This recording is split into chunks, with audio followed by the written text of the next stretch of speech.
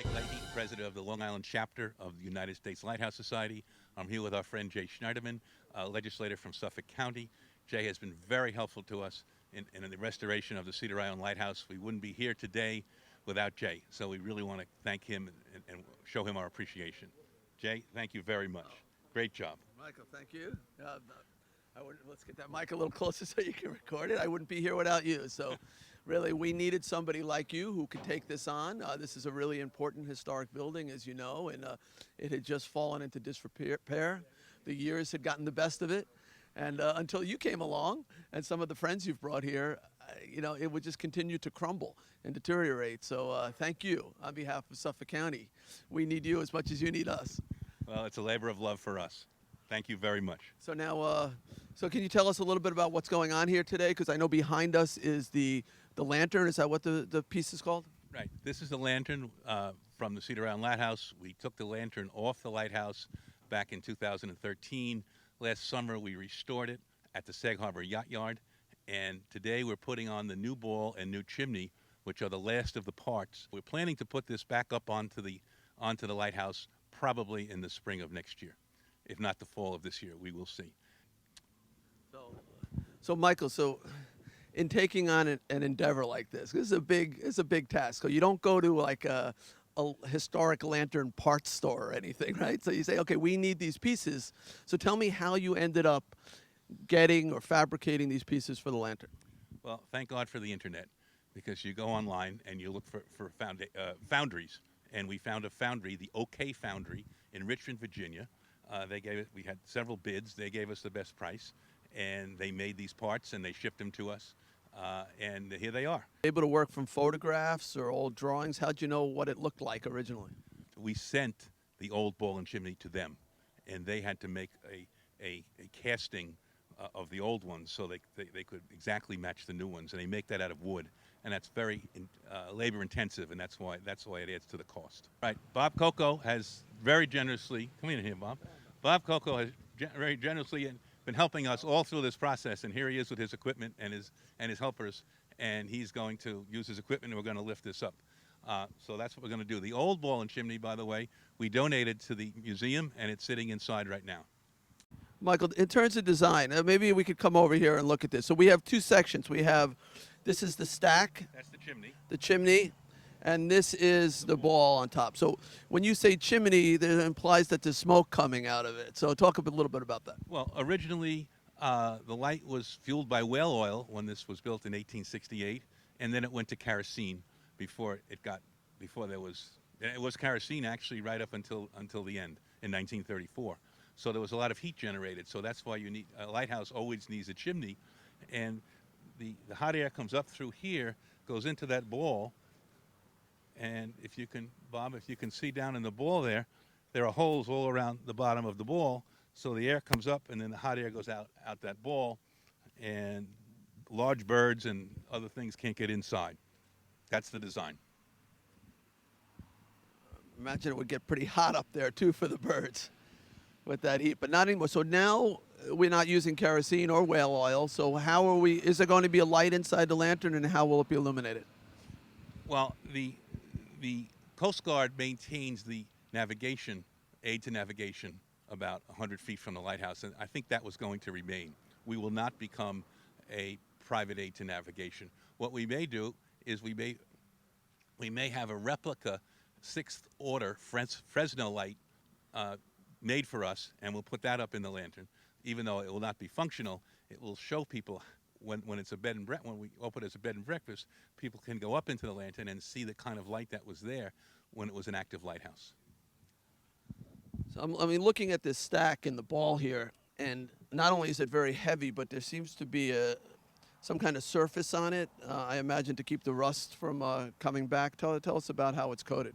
Right. When we brought the lantern up to the Sag Harbor Yacht Yard, we had Blaster Andy, who was a terrific guy. He came with his staff, and they sandblasted the whole piece of equipment, and they coated it with a coat of zinc, 2 coats of polyurethane, and a coat of and a cover coat above that. And we did the same thing to these two. So we don't think these will rust for at least 40 or 50 years. So I'm not sure how many of us will still be around when it starts to rust, but we hopefully it will be a long time.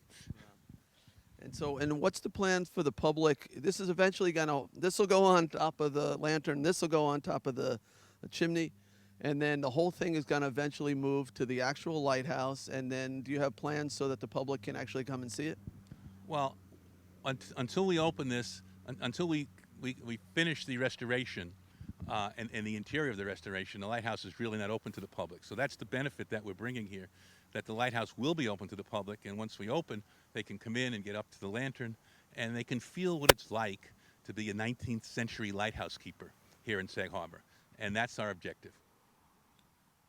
Now, obviously, this costs money. All of this costs money. I know we're helping you out some from the county, but you're also depending upon volunteers and contributions, right? Right. We have lots of volunteers here, and they're all standing around here, many of them, and we're also applying for some funds from New York State. We're getting some funds from several private foundations. So between the public and the private, this really is a public-private partnership here with Jay and the Suffolk County Parks Department. We're using funds from all of those sources. Now, you'll be able to visit. There's going to be a museum there, and the county also agreed to allow you to have a bed and breakfast type of operation to fund the museum and the historic preservation of this building. So the public will be able to visit. Is there going to be a boat that will go from Sag Harbor, the village, to this the Cedar Island Lighthouse? Well, we're working on that. There will be boats that will take people from Sag Harbor to the Cedar Island Lighthouse once we get a dock. While people will be staying at the bed and breakfast, our plan is to have several hours a day when the public can come in and see and get inside the lighthouse. They may not be able to enter the bedrooms of the guests, but they will be able to enter the public spaces and get up into the lantern. That's how we foresee this process. I hate the choice of flat back a little more. That's the one ball, dude.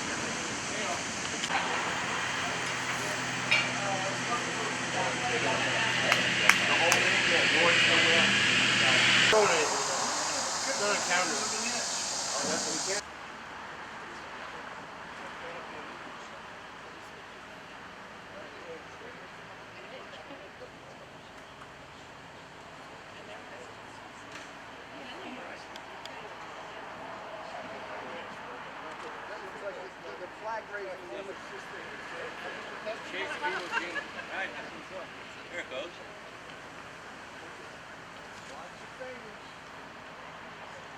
It'll go down by itself.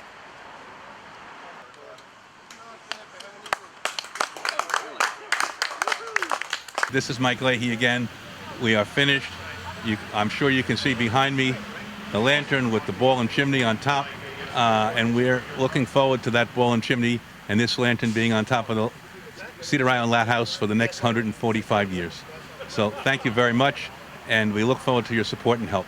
My name's Greg Terrio, and I'm the general manager of the Sag Harbor Whaling Museum, and we are greatly honored to have been the recipients of the chimney and ball from the lantern of the original Cedar Point Lighthouse, a gift to us from the Long Island chapter of the American Lighthouse Society. It is now sitting in the main parlor of the Sag Harbor Whaling Museum in the beautiful fireplace in the main parlor, and we're greatly honored to have it. It'll be a treasured piece, and we thank them very much and support their ongoing efforts in the restoration of the Cedar Point Lighthouse.